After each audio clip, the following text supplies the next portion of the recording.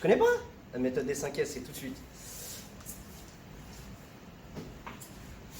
Les bases, là, tu coupes, frère. La problématique dans les chantiers, dans les zones de travail, c'est un peu... les ouvriers sont pas maniaques, c'est-à-dire qu'ils laissent par-ci, par-là des outils, il y a des débris, il y a des cailloux, bref, tout ce qui peut faire en sorte que tu sois blessé. Aujourd'hui, je vais te montrer comment éviter tout cela.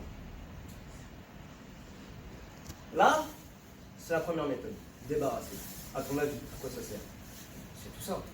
Tu débarrasses, ça veut dire si tu vois un outil par terre, des cailloux, comme je t'ai dit dans la première partie, tu l'enlèves. Ça veut dire que ce soit des cailloux, des outils, tout ce qui peut te blesser, tu les enlèves. Le fait que ça soit dans un sac, tu peux te mettre, mais le où tu veux. Il y a le fait de ranger. Là, tu améliores un peu la méthode. Quand tu ranges, c'est mieux.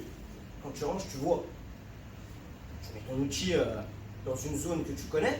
Par exemple, moi, je vais donner un exemple.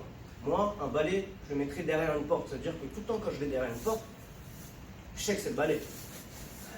Une balayette, je la mets quoi? Je la mets à côté de la poubelle.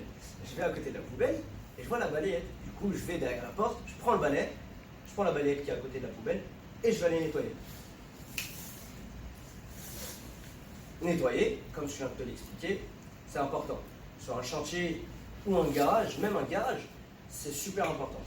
Quand tu nettoies, c'est, je sais pas, tu sens une satisfaction.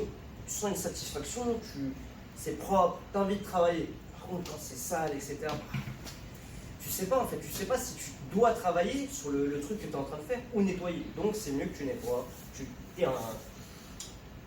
T'es bien quoi. Rendre évident.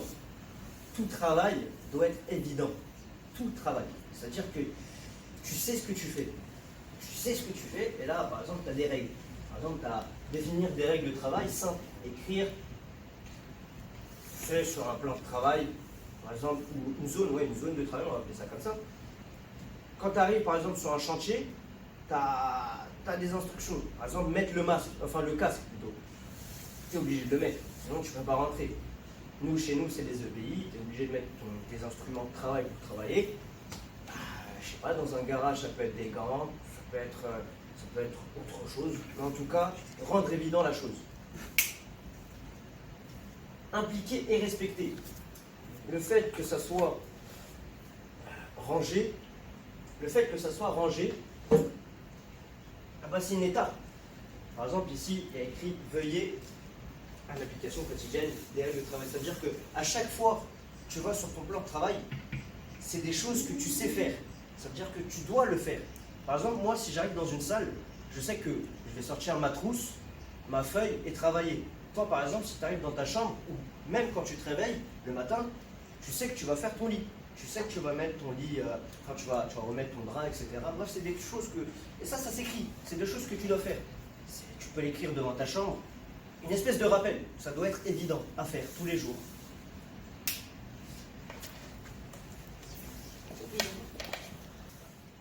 J'espère que je t'ai aidé. J'espère que les méthodes des 5 S, tu vas les utiliser, que ce soit chez toi, dans un garage, dans un chantier. Montre-le à tes amis, fais-le partager, et on se retrouve dans... Mais attendez, j'ai oublié une chose. Vous savez qui a créé ces méthodes? C'est Toyota. Et depuis tout à l'heure, je vous montre les diapos. C'est écrit en japonais, parce que comme nous le savons, Toyota c'est japonais. Et puis la méthode des 5 S a été créée par eux, justement. C'est pour ça que je parle de garage, etc. Bref, t'as compris. Maintenant, je te souhaite de le faire, de partager à tes amis. Et je te mets tes liens, enfin les liens de mes prochaines vidéos, en espérant que ça se passe bien. Et à la prochaine.